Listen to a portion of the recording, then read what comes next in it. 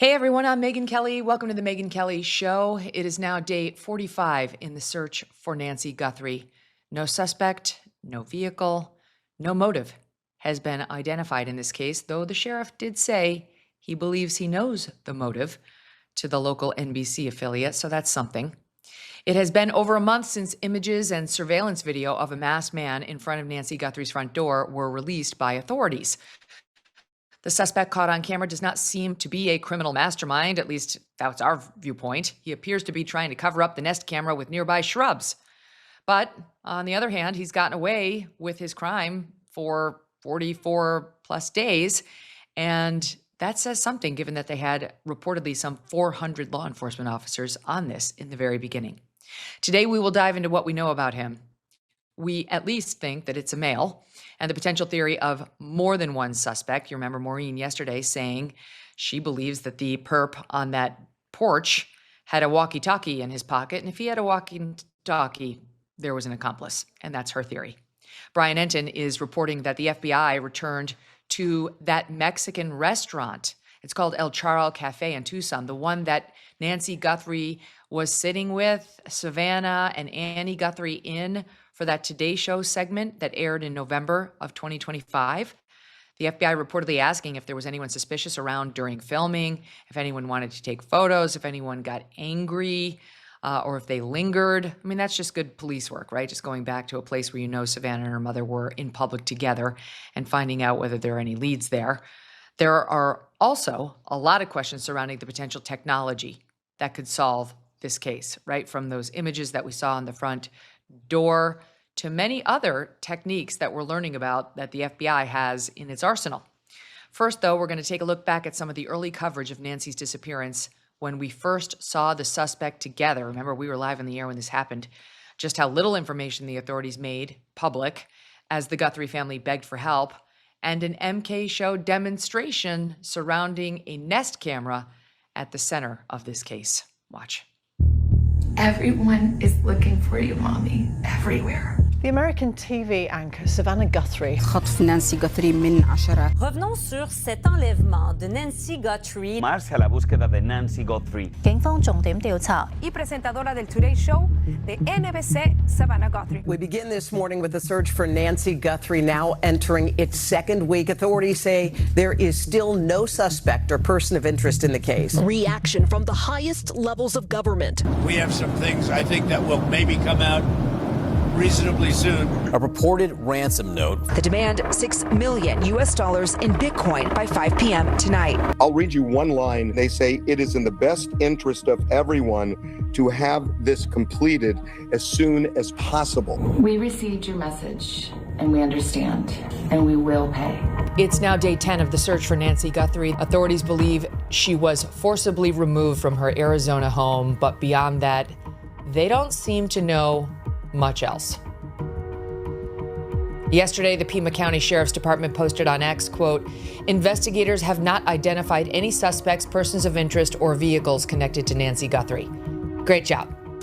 And the FBI, in a statement given to this show and other media outlets yesterday, saying, quote, the FBI is not aware of any continued communication between the Guthrie family and suspected kidnappers, nor have we identified a suspect or person of interest in this case at this time. But the FBI, we've now learned, has been brought in, as I've been reporting, kind of late, and then stiff-armed by the sheriff. Hi there, everybody. And now we have heard again directly from Savannah Guthrie. Her tone was not optimistic. As we enter into another week of this nightmare, we are at an hour of desperation, and we need your help. As we went to break, the FBI released 4 pictures of a man clearly outside of Nancy Guthrie's front door in a ski mask, in leather gloves, wearing a backpack, and they are terrifying. All I can think looking at these is, oh my God, this poor 84-year-old woman saw this man in her bedroom. There's video, you guys, look at this, of him approaching the Nest cam. He takes his right hand, the side, like where your pinky knuckle is, and he starts kind of like, it looks like he's banging it. He's trying to get the, not hard though, Then he turns around. Now I can see the back of the backpack. This is going to be very helpful. They're going to be able to see what brand this is. Is a treasure trove, you guys. It's a treasure trove. I mean, they hit pay dirt. They got the gold, you guys. Like somehow the system did still have this. We can see his gait, Maureen. We can see how he walks, which is also another big tell. Yes, and I notice how people walk. I can tell their footfall as they walk down the hallway, who's coming, and so this is the break I think we've all been waiting for. Here is what the Nest camera looks like, and we're going to show you a demonstration that we did. Taking it off the base is easy. You can pull it right off. And does not stop the filming. And anybody who knows the Nest camera should know that if you have this little key, it pops right off. It would take nothing for like an experienced burglar or kidnapper to know, oh, all I need is this little thing.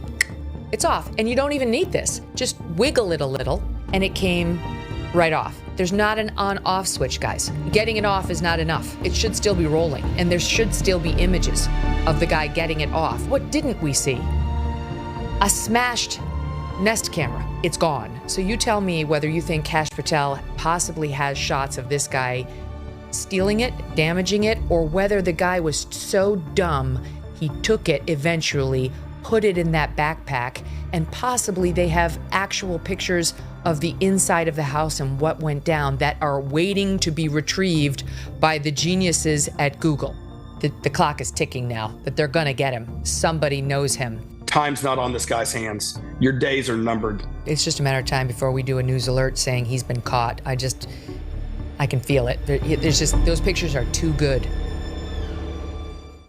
It's been too long already, but doesn't mean it's not going to happen. Joining me now to discuss it all, Chad Ayers, former SWAT team leader, and Jonathan Gilliam, former Navy SEAL and FBI special agent and author of Sheep No More. Don't miss a moment. Subscribe to this show on YouTube and follow me on Insta, Facebook, and X. Let's be honest, America can still be a dangerous place, and you cannot afford to wait for help when you need it. Sure, you could use a firearm, but in today's America, defending yourself with deadly force could have legal consequences. According to FBI data, 99.9% of all altercations do not require lethal force. And that's exactly why so many are turning to Byrna. Byrna is proudly American, hand-assembled in Fort Wayne, Indiana. These less lethal self-defense launchers are trusted by hundreds of government agencies, law enforcement departments, and private security companies. Over 600,000 Byrna pistols have been sold, mostly to private citizens who refuse to be victims. Byrna launchers fire rock-hard kinetic rounds and powerful tear gas and pepper projectiles capable of stopping a threat from up to 60 feet away. No background checks, no waiting periods, and Byrna can ship straight to your door. Take responsibility. Protect your future. Visit Byrna.com right now or your local Sportsman's Warehouse.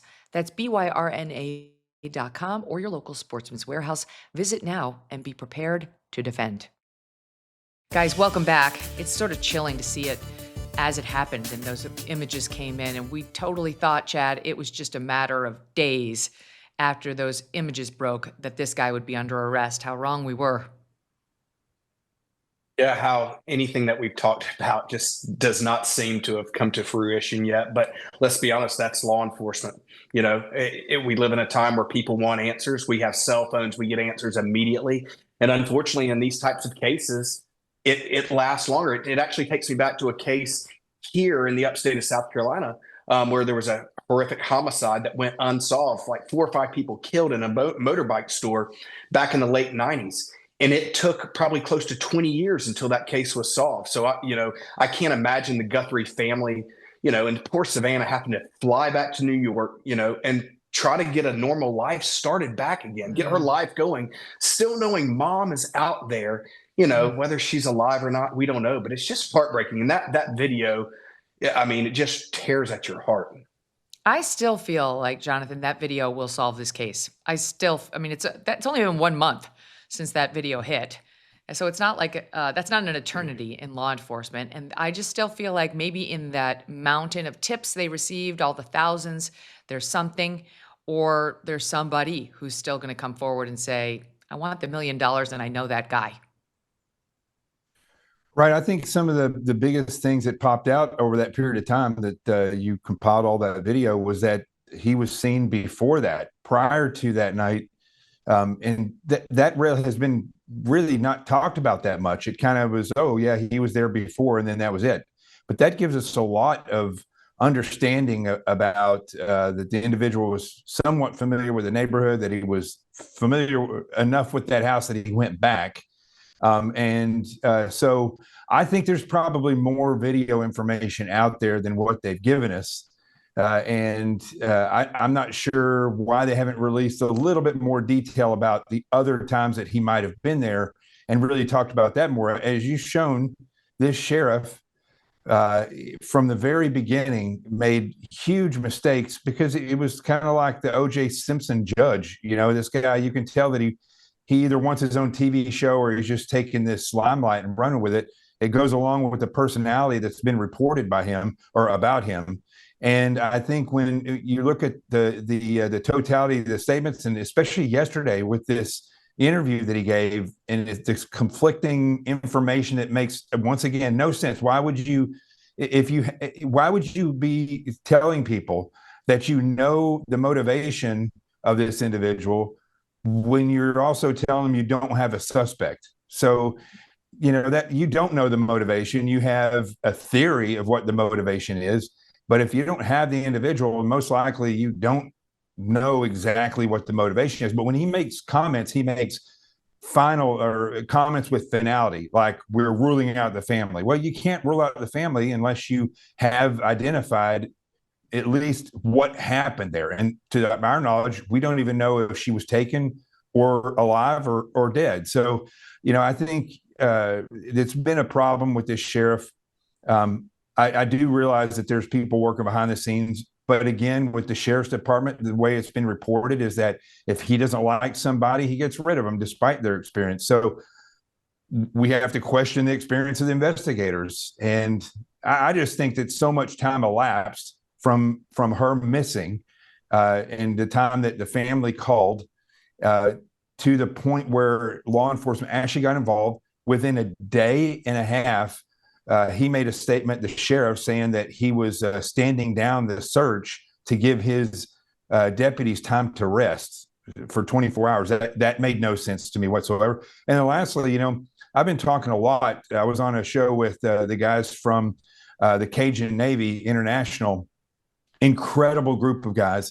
They are people, but the guys that run it, they have access to, I haven't seen assets like this since I was in the FBI. I mean, they have access to not a dog, dogs, tons of people, FLIR, drones. They're experienced in finding bodies in water and so on and so forth. And they have offered, which I overwatched this long, or looked at and reviewed for them, this long operations order, how they could step in and assist. Never even got anything back from law enforcement except for a thank you, but no thank you. So there's these things that just don't make any sense at all. And I think it all comes down to ego, and what ends up happening in that, you know, cases suffer. And like Chad said, you know, you're seeing law enforcement because this is I think this, more than the incompetency of criminals, this type of stuff happens a lot in law enforcement and derails investigations. Either they're overworked, understaffed, or they have investigators that have not been trained properly, or they have leadership that should never have been promoted into the positions that they're in. Go ahead, Chad. Well, I read yesterday, Megyn, that 85 out of 86 officers, deputies from this agency have a no confidence in their own sheriff. That's no bueno. If you have a leader, well, I can't even call him a leader at this point, unfortunately. But if you have someone at the head of this agency that is spewing off facts that are making it seem like they're facts, and they're not facts, and they've not been proven, we can't do this. I agree. You know, what Maureen was saying earlier too, the fact of, why is the PIO not the one? That is their job. That's their sole job. Why is this PIO not the one doing it? For the cops. That's why police departments have them. But he probably wanted to see his face on TV. He was very quick to run to do the rounds as soon as the Nancy case broke. remember he did all sorts of podcasts. I was like, what is this guy doing? He's doing like everybody's show. And then he had the pressers, and then he seemed to realize he didn't want to share with the FBI, stopped the pressers, went back to just him in front of the cameras, which he's continued now, though less frequently. But he seems to enjoy seeing his face on camera. And he's all over the board of the messaging. Here's my question for you, Chad. Here's something I can't understand. I can understand how this is not solved yet and still could be. Why haven't we seen an arrest of the ransom note people, right? Like the first guy wrote the alleged ransom note and said, you have till Thursday. And then I think it's 4 million by Thursday, but it's going to be 6 million if you wait until Monday. And I want my money in a Bitcoin. And he sent it to Harvey, and he sent it to the 2 locals. And Harvey said all along, law enforcement's taking that very, very seriously. Like, this actually could be the guy. Clearly the family believed it actually could be the guy because they did responsive videos. Then nothing. Then on top of that one, there was another guy who swooped in and said, I can tell you who the perpetrator is. I saw them down in Mexico with Nancy, but I want a Bitcoin in order to give up. So that seems like obvious bullshit, number 2, and number 1 maybe bullshit as well. Where's the arrests of those people? Truly, like, one of those could potentially lead you, at least, possibly, to the kidnapper. So, like, is it so hard? I can see why it's really hard to track down Nancy's abductor, but why is it so hard to track down those 2 guys? Well, I think that Jonathan probably has a little bit more experience on international than I do. Personally, from the get-go, I thought this was some type of international scam group, an organized group that's trying to scam people out of this. We see it every single day. People calling saying, hey, grandma, I'm in jail, send me money, or hey, add some money onto this. You've got a warrant, you missed court, you can pay this fine. So I do know that a lot of times, I was talking to a friend of mine that's with the United States Secret Service, and obviously they work a lot of financial type crimes. And they, because I brought this up, why is it taking so long to get to these people asking for the ransom? And the way they were explaining it, and again, I'd love Jonathan to kind of jump in as well, but sometimes these international groups and their IP addresses, I know we've talked a lot about that, but just tracking them down, they're in some desolate town, in the middle of West Africa somewhere, can be very difficult. What do you make of it, Jonathan? I just feel like, why would it be so hard, especially the second numbskull, is like, and I want a Bitcoin to tell you who the kidnapper is. I saw him south of the border with Nancy.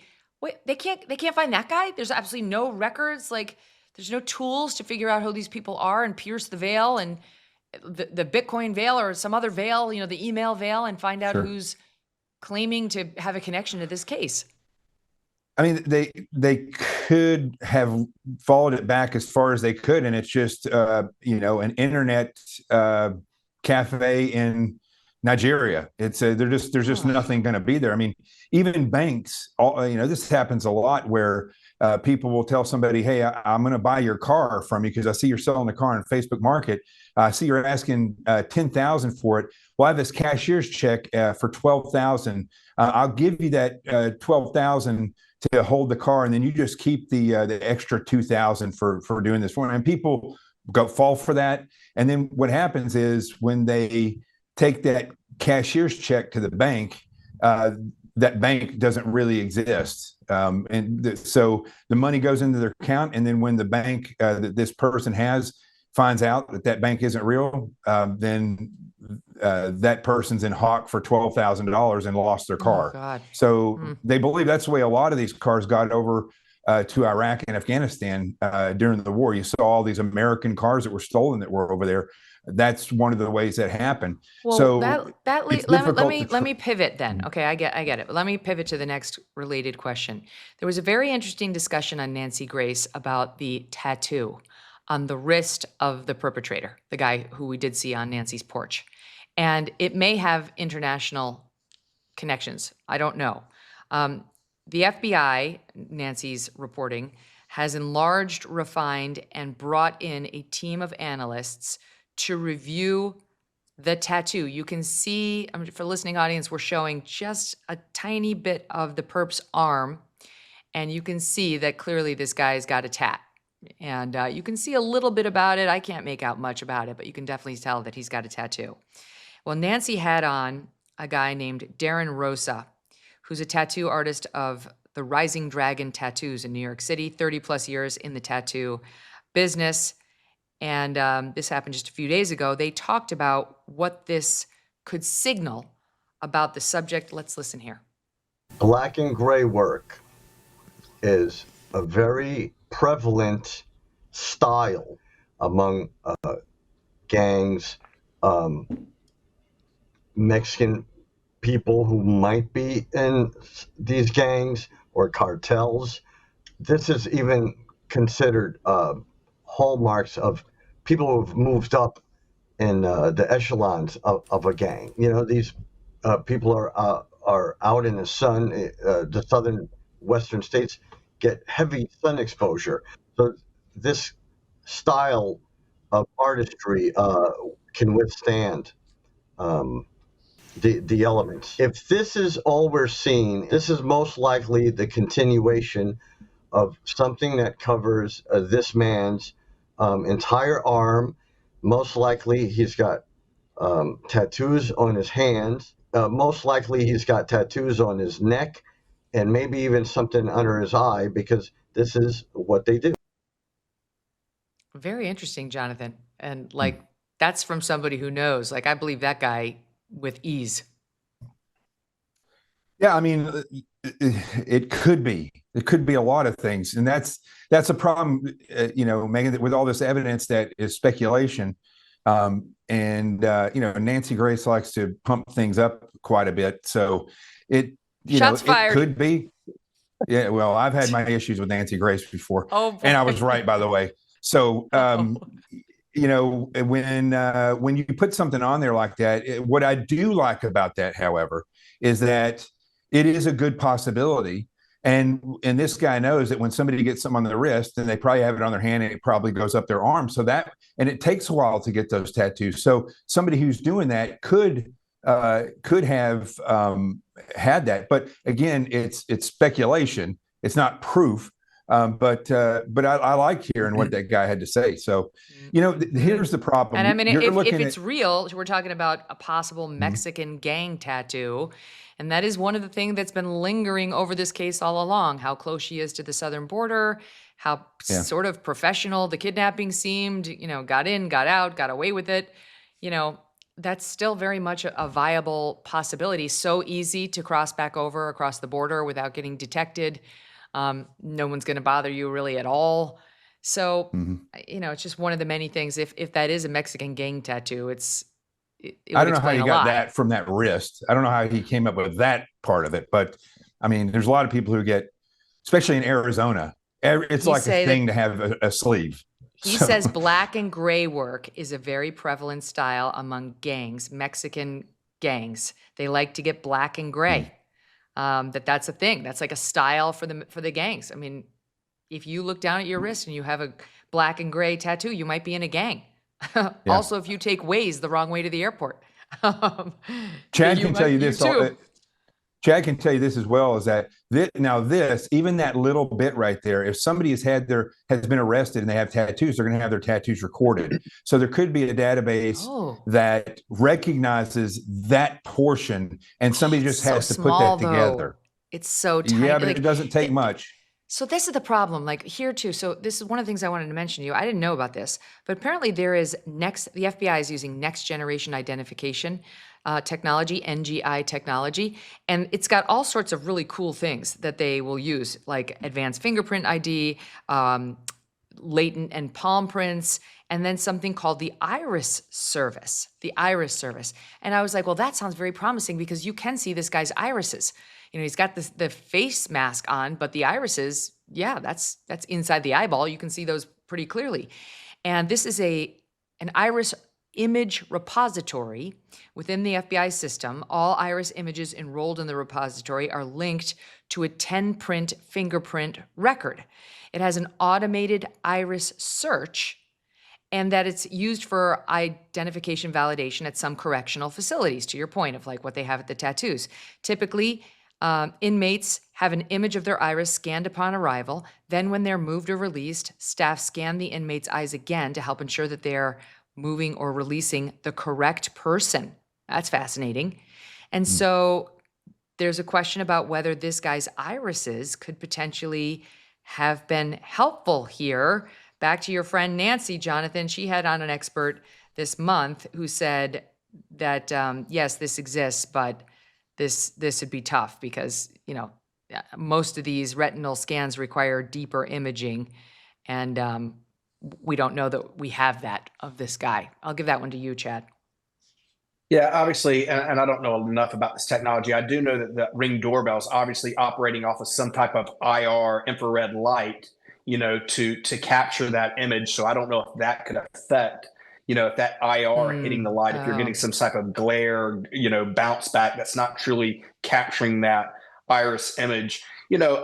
I will go back just kind of briefly to the tattoo thing. I think it is interesting and important to note that I agree that I don't know many men who go just get wrist tattoos. I would agree that this is probably a full sleeve. So again, we start diving into databases or getting images out there or questions in the community. Hey, who do we know? Do we know workers or anybody that has full sleeve tattoos that also has that soul patch that we've mentioned before that we saw under his lip?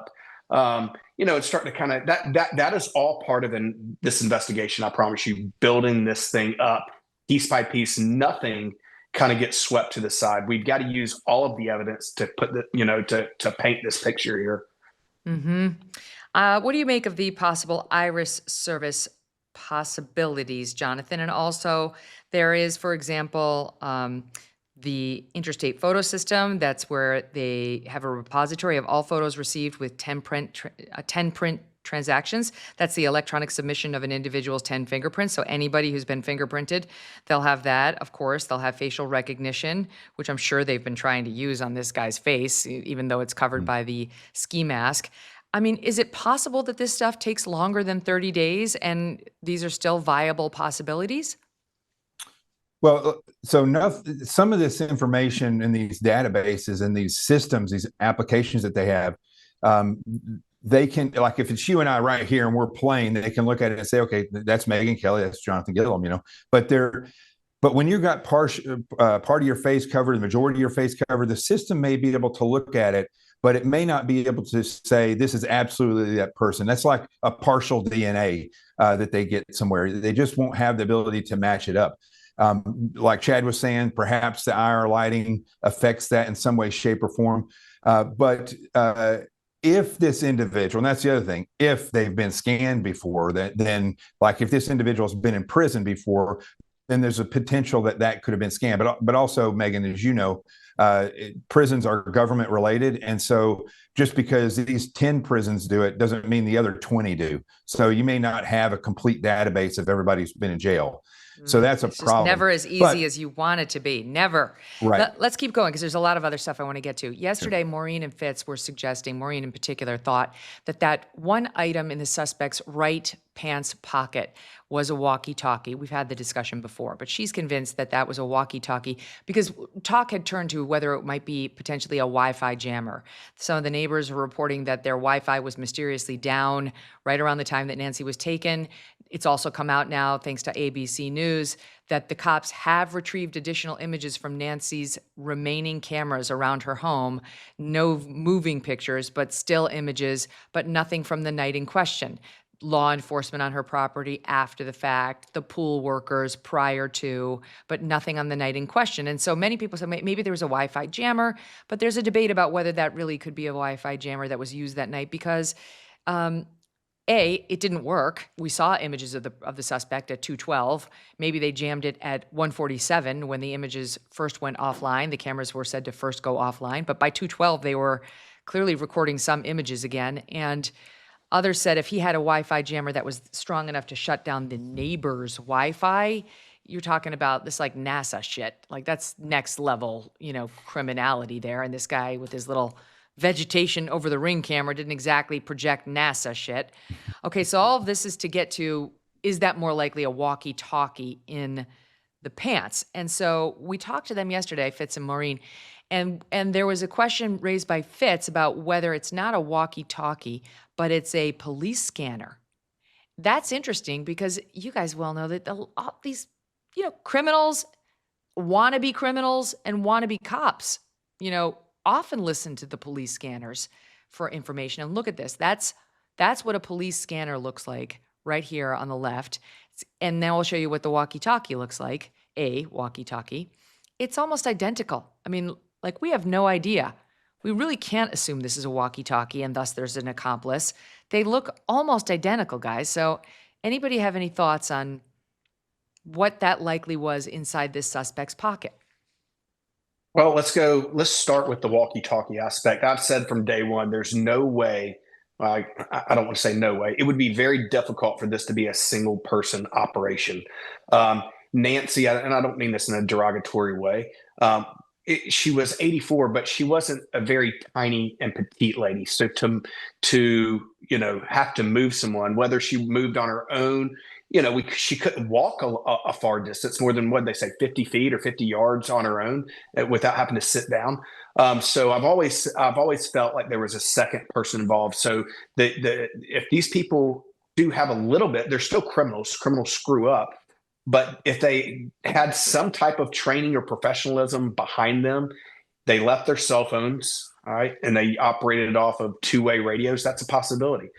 If it is a scanner, which, listen, I know that a lot of criminals use scanners. We had a bank robbery group here in the upstate in the 80s that's what they were doing. They were using scanners and luring law enforcement, to other areas of town. And once they heard that they were on scene there, they'd go rob these banks.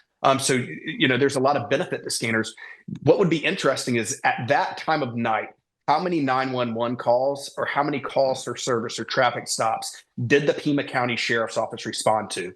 Was there radio traffic that could have been picked up on that Ring doorbell during that time? Obviously, Ring doorbells also are operating, you're hearing audio outside as well. So is that something that they could have, downloaded and got from Google too, is, you're hearing that scanner go off. But I'm leaning more, honestly, towards the two-way radios and they're communicating to each other. Mm-hmm. Yeah, then we are talking about an accomplice. Let me show you the soundbite to which I'm referring here, Jonathan. This is Ted Nearhouse, a security tech consultant, speaking to NBC News about whether this was a Wi-Fi jammer. Nearhouse says he's skeptical a Wi-Fi jammer was used in Nancy's abduction. If they turned that thing on when they pulled up, you'd never have any video on any camera. So that's why I don't think anything was jammed. Now that's interesting because, what they said when they released the timeline in this case, Jonathan, was that at 1:47 a.m., the cameras were brought offline by something. The cameras were at 1:47 somehow brought offline. And then at 2:12, they said image detected. That's how Sheriff Nanos described it. And he said it could have been an animal, and it wasn't until we were all together that one day in the middle of February that Kash Patel released actual images of the bad guy that somehow had been recorded, even though they weren't supposed to be recording, on the Nest Cam found, deep within the Google service. Google owns Nest. So it's never really made perfect sense how the guy seems to have knocked comms offline at 1:47, only for them to still be working at 2:12. Well, and these are questions that I've had along the way, like when these cameras set for a while and there's no activity, does the camera then shut down to save battery life? Because most of these are on battery, they're not hardwired to the house. So that could have been the case. So, that you have animals or certain things. That night, it was, I looked at the moon cycle. It was a full moon that night.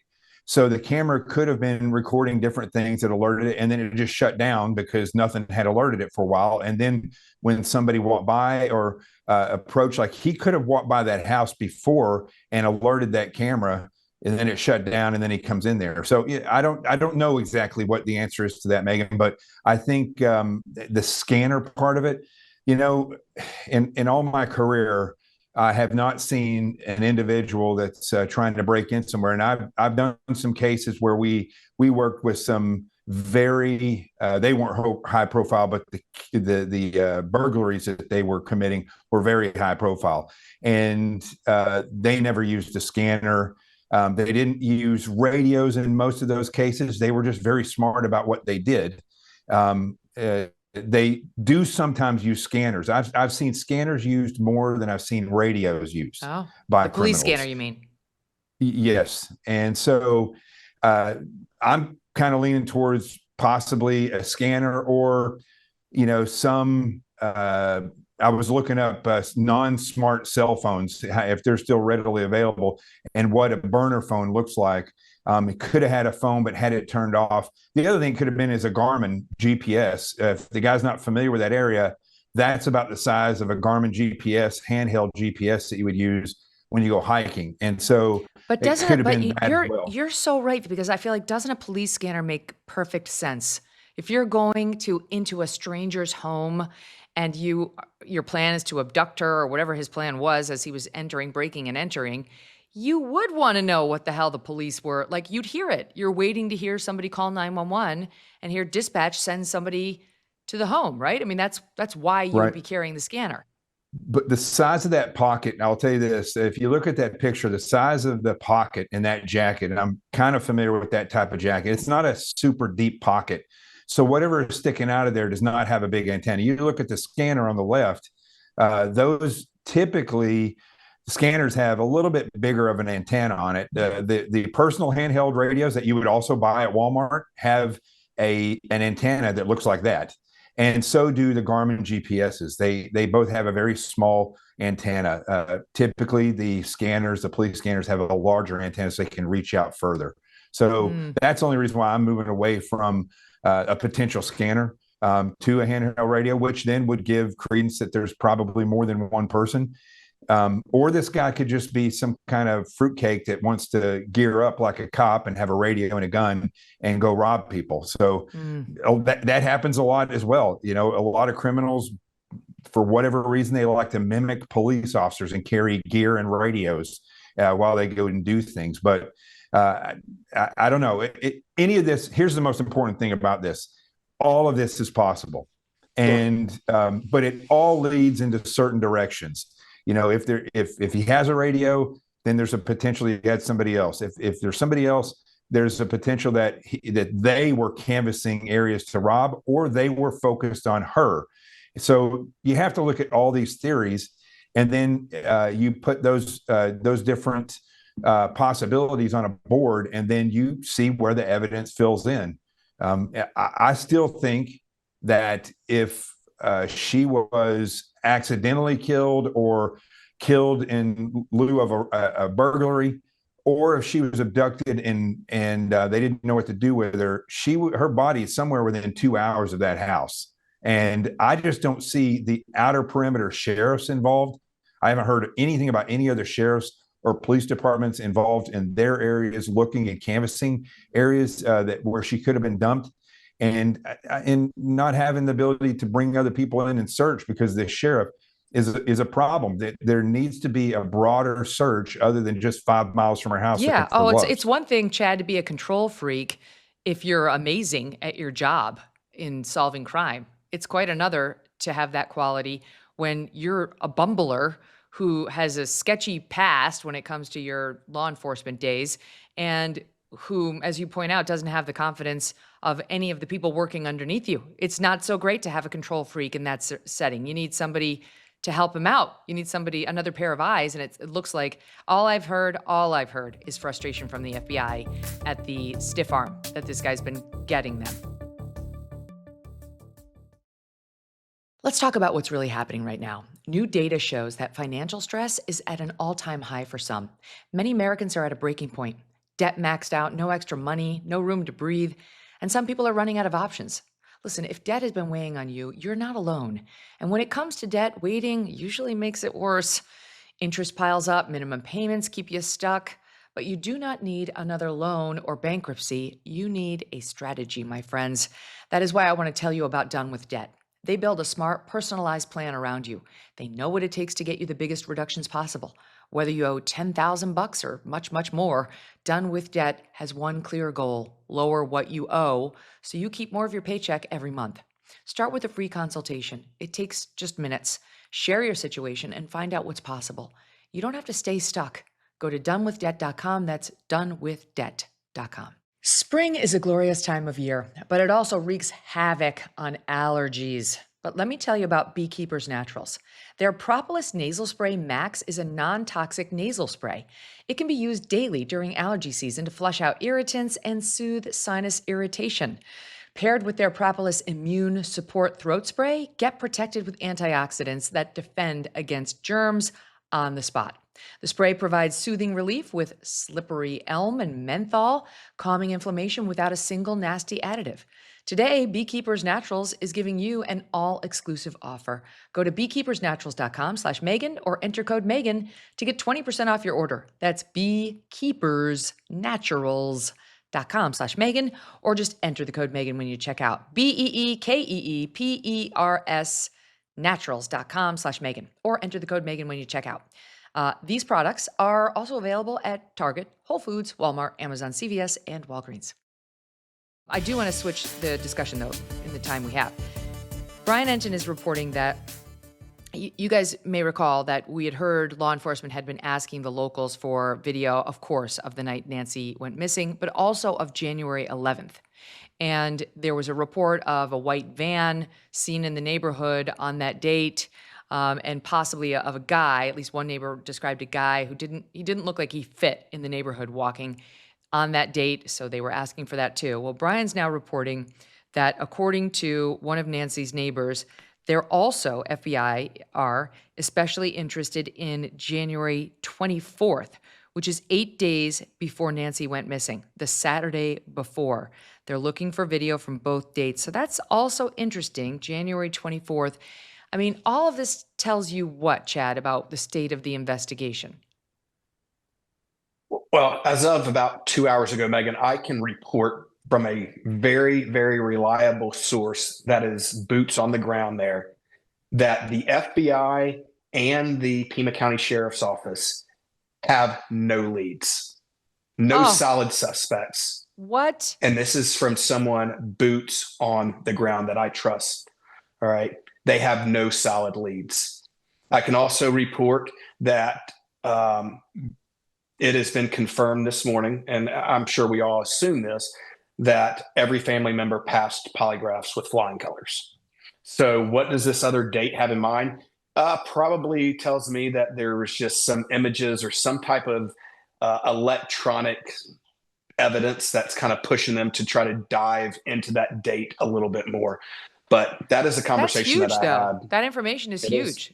So then that means, I mean, I think, I know some people don't believe in the polygraphs. I do. But if that's true, then we can move on from the brother-in-law and the sister. And it kind of sheds a little more light on the sheriff's statement to NBC that he's had a theory about this case from the beginning, and nothing has moved him off his theory, and that he does believe he knows the motivation for the crime. And in the interim, between that first day and now, where he says his theory hasn't changed, he did say that the family had been ruled out. He then kind of begged off of it because, of course, they don't have anybody in custody, so I'm not sure you can say anybody's been totally ruled out. But that's very interesting. I want to play for you the sheriff's comment to NBC News just days ago on how he's saying, contrary to what you're saying, that he thinks he knows the motive, which would be a lead. But you tell me. Here he is. There is something that's come out in the investigation that gives you a sense of motive here and why this person did this? You know, I think it's come out from day one. I think from day one, we had some strong beliefs about what happened, and those beliefs haven't diminished. Do you believe it was a burglary gone wrong? I'm not going to get into those theories. We have our beliefs. Everybody else has theirs. Nano says he's intentionally withholding their theory and other details in the case, citing the integrity of the investigation. But you're saying, Chad, no leads? You can have a theory. Let me correct the way he worded it. No suspects. All right. You can have leads without suspects, obviously, and that's what they're doing. That's why they keep going back to these residences and these houses and following up with neighbors over and over again. I agree. They're probably on to some type of theory, but we still don't have a suspect. This is like Yeah, amazing. But if that's true, so are you revising what you were told from no leads to no suspects? The way he worded it is the FBI has no suspects. Well, I mean, I guess I'm not shocked to hear that, but like that doesn't bode well in terms of, like if you look back at the Brian Kohlberger case, it took 48 days or something like that to nab him, but they had a suspect for, a good chunk of that last portion there, Jonathan. It wasn't bupkis. Like they'd been working leads. They had found the knife sheath. They knew the car that the suspect had been driving. They were going through meticulously all the records of the white Hyundai Elantras of certain years. It sounds like none of that's happening here. It sounds like, if Chad's right, it sounds like there isn't some special sauce of hot leads they've been pursuing that they're not just sharing with the public and we're days away from getting an arrest. It sounds like it is as cold and unsatisfying as many of us have feared. Right. And so no suspects does not mean that there's no theories, of course. And, this is criminology. So rarely do we get an evolution in tactics by criminals. So criminals fall into, like everything else, everybody goes to the grocery store at the same time. You put something out online and next thing you know, everybody's wearing that clothing, that article clothing, or watching that TV show. So criminals are very similar. They develop tactics because these people are not rocket scientists typically. They develop tactics that criminals will gravitate towards. And so there's probably just a handful of possibilities that motivated this individual to go in and do this. And so when you narrow down those possibilities, you can then start looking for specific evidence of what has occurred. And so there's statistics. You can throw that in there and say, this is typically what motivated an individual to do this. This is typically how it was carried out by statistics. And then you add in those other theories and possibilities, and you'll start to get very definitive avenues of investigation. And so this is the way this is the science behind investigations. And then you'll get, I believe probably one of the reasons why they're asking for information for those dates is because they either talked to some of the neighbors who said, we think this occurred on this day. We may have heard this or saw this. And so they'll go back and they'll look at video footage that people give on those dates to try to discover if there's any other evidence of leads. Again, on the date that you're talking about at the end of January, it was already starting about, I think you said 8 days before. So that would be moving towards a full moon. So it's starting to get brighter, which means, and in Arizona, when it's a full moon at night, which it was on February 1st, it is like a street light on outside. It's pretty bright if the moon is up. And I think you can see the difference in the videos that they show from the night that Nancy was abducted or removed from her house. And you can see the picture that was taken, we believe, somewhere in January, that it's much darker. And so they may be looking to see anybody has video footage if information comes in for those dates, and then be able to enhance that video from that point forward. But this just in from our friend online, Nerdy Addict, who's had some good scoops in this case, parlaying off of the Brian Enton report that the police are asking residents and neighbors of Nancy about January 24th as a date of interest and possible video that they may have. The Nerdy pointing out that there is footage that drew little attention earlier in this case of somebody, he seems to be like peering through windows and kind of walking around, but he's reporting that this drew little attention as the individual appears to be black, and we do not believe that the suspect on Nancy's porch was black, though to be honest, it's kind of hard to tell. But saying that ring posts from neighbors describe this man, or somebody who looks like this man we're showing now, around 4 a.m. on January 24th, peering through windows and attempting to open doors at their homes. So this video suggesting, Nerdy here is suggesting that this is video from January 24th, that it's somebody peering through windows and attempting to open doors at homes. and that it comes from Ring cameras. It's labeled Ring in the area, but the individual appears to be black, and the guy on the porch and not hiding their face, Megan. not hiding his This face at individual all. is not hiding anything about themselves. There's fingerprints everywhere. So I just don't think I think this is showing you how many people are out there, walking about and looking in people's homes and cars in the middle of the night. It's pretty profound how many people are out there doing this. Scary. That's what that tells me. Yeah. And also the carefulness of law enforcement, whatever, I mean, now at least, or the FBI, in trying to go track down every lead, Chad, like they don't think this is the guy, he's black. We think the perp is Hispanic or white, but might as well, right? Like if they have no leads, if they have no suspects, might as well, might as well go back to that Mexican restaurant where Savannah and Annie and Nancy had the margaritas and ask, did anybody linger? Did anybody have some sort of an angry fit? I don't know. Like that to me just seems like responsible police work and nothing to get excited about. But what's your take? Well, I think it leads to the integrity of the investigation, that no stone will go unturned, that we are following up on any type of lead. Listen, go and find out. Hopefully by now they've interviewed this guy that was just on that video. I mean, is it possible that you dot your I's and cross your T's and make sure he wasn't the second person that we are, discussing? There's likely a second person involved. Could it have been him? I agree with what Jim's saying. I do not think he is involved. I also was you could see, I was trying to see if we saw any tattoos lurking out the bottom of that sleeve of his, which I, unfortunately wasn't able to see through that video. But I think that, at some point you just got to start over.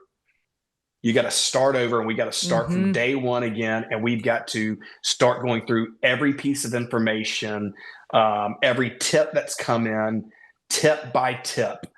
Because is it possible? Look, Megan, you and I look at some of these tips and dismiss them. We slide them over to Jim's desk, and he comes back behind us and looks, and he picks up on something that we missed. That happens all the time. That's called good investigative skills, good police work. That's what they need to do. They need to call Jonathan and you and Fitz and Maureen and say, and our pal James, and say, we need fresh eyes. We need somebody to start anew, because if the non-fresh eyes haven't gotten us anywhere, that's a problem. That's why investigations are often solved by people who inherit the case, not the actual primary and original investigators, because they come in and they just have a fresh look. And when they go back, the other problem is when somebody is investigating and if they're not cataloging the evidence and the leads and then clearing those things properly, this is a huge part of investigating that most people overlook. I think the two biggest things that ruin an investigation is, first and foremost, crime scene degradation. When people go in and trample the scene or release the scene too soon, right? That messes up a tremendous amount of evidence. Which happened here. Right. And then the other thing is, are the leads being cataloged properly and then cleared? Because what will happen, and evidence as it comes in, the same, cataloged and stored. And what we see is that often when these cases develop, they're not being, the leads coming in are being put in a book, or they're just handed to somebody and say, go clear this. And so they either are redundant in clearing the same leads multiple times, or they just never get cleared. And then when they have evidence, I mean, how many times we've seen where they don't know where, the underwear from the victim is located. They can't find it anymore, right? So that's because they don't have experience cataloging and storing evidence. So I think when we look at this, the way that this is handled, we would probably find a lot of that information. Yesterday, we played a soundbite from the sheriff saying, you are not safe. You should be wary if you're in this neighborhood. Keep your eyes and ears open, which is 180 from what he said in the beginning, saying this was targeted and there's really no reason to worry. And now he's like, oh, if you think it's just Nancy Guthrie, think again. You should, okay, what? All right, what? And sure enough, all of this, what looks like incompetence from the outside, is taking its toll on the neighbors. Can you imagine being these poor neighbors with, like, of course, the media was camped out there nonstop, and the law enforcement keeps coming back, and they're going door to door, both the Pima County Sheriff's Department and the FBI now too, knocking on every single door again and again and again, and the Ring Cam or the Nest Cam, and this date, and now also this other date. Oh, and now there's a third date, and please go back and check again. I mean, I'm sure these neighbors, and plus they have to worry about living there. Here is Brian Enton spoke with a gal named Aldine, I think it is, and listen to this person describe, this is on March 9th, how the neighborhood has changed. It's interesting, like no one's Ring cameras work in this neighborhood, it seems like. Well, it's such a safe neighborhood. Yeah. Like, honestly, like half the time we used to not lock our doors. We do now. Now we have cameras and things like that. But no, yeah, I've never even had a package stolen ever in 23 years. So it really is one of those, because I heard some people say, oh yeah, it's like one of those places you wouldn't lock your doors, but you really did. Yeah, we really didn't. Yeah, we really didn't. I mean, I had 3 teenagers wandering around here, and yeah, I'd come home and the back door would be wide open. I'm like, who is that? So yeah, never a problem, ever. And now. That tells me very quickly is that that neighborhood, which there's a lot of those neighborhoods here in Arizona that are very dark at night, and because they don't want the ambient light getting out there and ruining their scene. And so it's very dark and removed. You're not just right off the freeway into that neighborhood. You have to travel a little bit to get to that neighborhood. So the way she's describing that neighborhood is that it's gone for a long time without any robberies or any worries. So that tells me either somebody who is a burglar keyed in on that neighborhood, or Nancy was targeted because nothing ever happens in that neighborhood. And what we do find, statistics show, is how in these sleepy towns or these sleepy neighborhoods where they say nothing ever happens here and we're shocked by this murder or this mystery, it is typically related to somebody who is related to that person or who met them along the way and targeted them. Mm-hmm.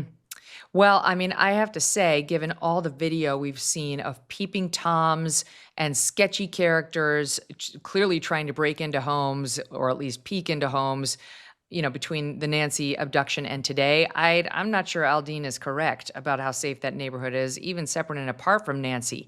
Sometimes you have the illusion of safety, and then an event like this comes out and you get everybody's Ring camera and you realize, oh my gosh, what was I thinking? You know, what was I doing? Especially living in a place that's as dark as this neighborhood is. You know, like my neighborhood, thankfully, we've got street lamps and a lot of them, and everybody's got their lights on in their home, especially now.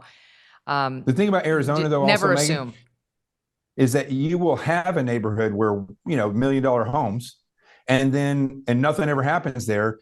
And Scottsdale's like this. You go down the road like 5 minutes, and all of a sudden you're in one of the worst places in Phoenix. But the crime doesn't exactly bleed over into that area. It pretty much stays safe the whole time. So this just shows That's how me it was that when I that lived in Baltimore individual, too. Sure, that individual went into that neighborhood because they either discovered that place as a target, or they were targeting Nancy and her home in particular. And because we don't hear any evidence, we haven't heard any testimony that, or Ring camera or any cameras of an individual approaching any other home. We just have not seen that. And if the FBI has it, they haven't made it known. So that tells me that they were keyed in on that home for whatever reason. Yeah. I mean, do we have a theory we like, right? Because it's like the sheriff's saying I had a theory and my theory's only grown and I'm like feeling good about my theory. To me, that suggests that it's not the family, which dovetails well with Chad's information that they all passed polygraphs and passed them with flying colors. And it also suggests to me that it might not be a kidnapper because I don't know. I feel like we've moved off of that since those ransom demands kind of fell apart. Like, I can't imagine that theory being your original theory that only grew. Now, if your original theory is a burglary gone bad, and maybe the sheriff knows something we don't know, Chad, about something that was stolen from inside the house, or some things, could be more than one thing that was stolen, other than Nancy, that is, that's something that could have been the original theory and that has only grown since then. Yeah, I still go back. The biggest confusion through all of this is why take her? That's what I'm struggling with. If this was a burglary gone bad, why take her? I think I mentioned this a few weeks ago, Megan. It's not like you can take her out and Jim, you're out there, but the idea that you're going to just take her miles down the road in the desert with a couple of shovels, like I would assume that the terrain and the dirt is much more firm and hard. You're not just going to dig a 6-foot hole and put her in. Going back to the idea that this is possibly like a cartel type thing with the tattoos, that's just so freaking risky. Like, what cartel is going to come up, kidnap her, take her back across the border, knowing that if it is discovered and the agencies that we have working, the FBI, other 3-letter agencies that I'm sure are involved, and they find out that the cartel down in Mexico has her, I promise you, Donald Trump will wipe that entire city off the map if they find that out. So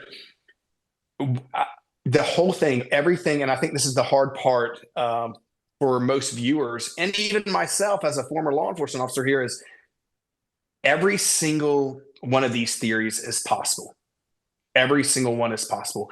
I am still leaning towards this was a 2-man show, that it was an intended, that they picked this for a reason. I do not know why. I don't believe that it was truly because of who Savannah was, but I do believe it was targeted. I do believe that it was 2 people that did this, and that's where I kind of have to stop until we get a little bit more information or see some more of these images from the back door. I don't know why the sheriff or the FBI, unless there's something really damning at that back door, I wish we were getting a little bit more information on what they saw, what the forced entry in the back door looked like.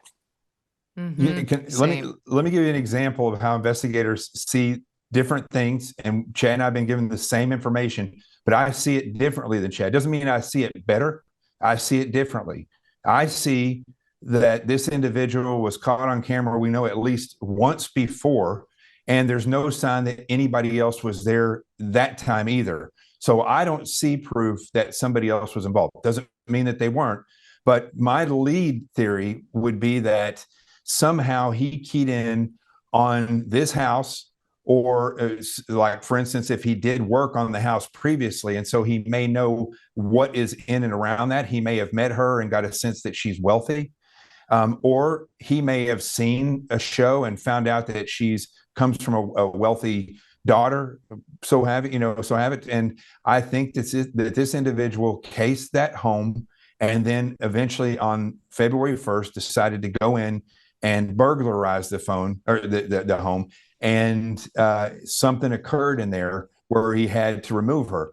Now, we do see in a lot of these types of cases where they remove a person, but they don't kill them immediately, but they don't know what to do with them afterwards. And so then they kill them, keep them in their car, and then dispose of them later, days later in a totally different area.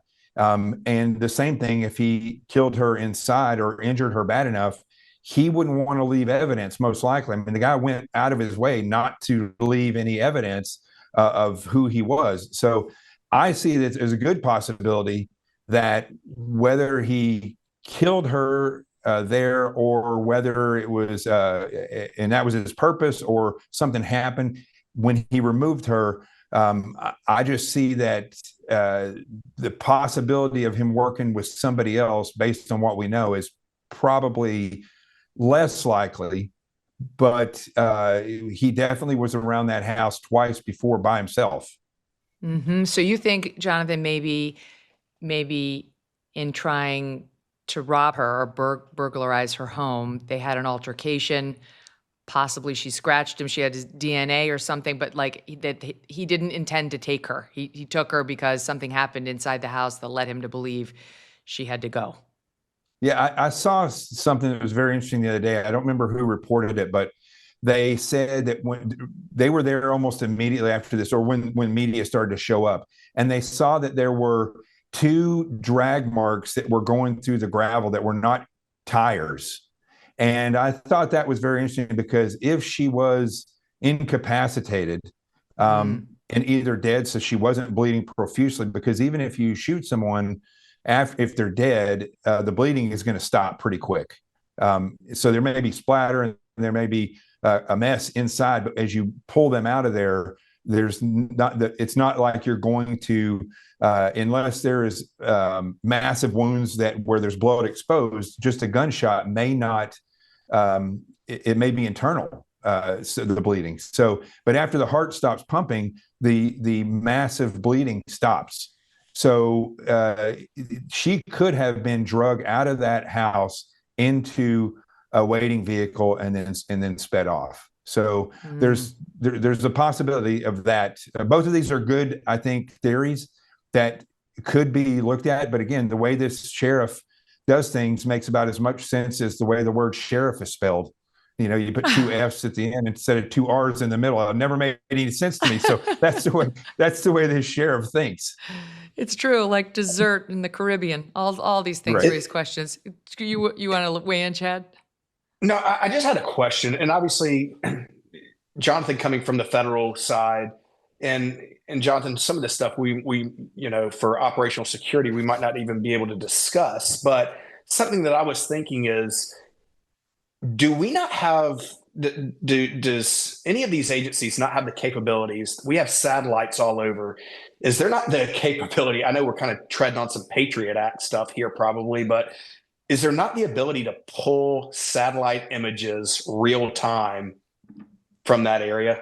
I don't know if the technology is out there or not. Well, I'm sure there's definitely satellites that could pull real time video of those areas, but there's not enough satellites where they're just constantly scanning areas. And you're talking about satellites that are predominantly owned by intelligence services and Department of Defense. The Sheriff's Department doesn't have one.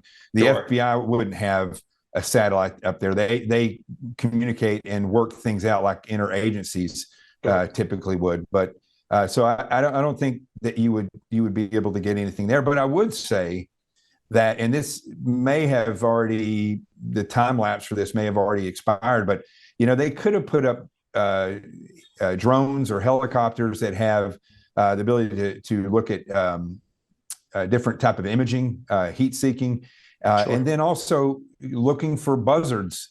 As crazy as that sounds, I mean, we got no notification of anybody out there searching in this way, shape, or form. And that's why when people say we want to put together a posse and go out there and search, you say, all right, but let's do it in a coordinated fashion. And then because they could go out there and say, and this has happened numerous times where searchers see a bunch of birds circling and they say, let's go look over there. And sure enough, they find something. Yeah. And Maureen has been talking about how she's worked scenes where they will be told to examine the animal scat because animals can't digest things like bones and hair, and they'll find clues sometimes. It seems like none of that really thorough work has been done, though, again, we are speculating because we don't actually know. The odds of this sheriff having been that thorough seem slim. Keep going. There's limited amount of time also, Megan. It's not like animals eat anything any day that they see on the ground. There's very specific times in which the bugs will go there. Certain animals will partake in that body, and then the scavengers after that. And after that, there's really, it's on the micro level where stuff is tearing away the body. So there's very specific times from the point of death that any of these animals or bugs will get involved in this. So, if you know what you're looking for, if it's been 5 days, it may not be buzzards. It may be, rodents. And so you tend to look for certain things on certain days.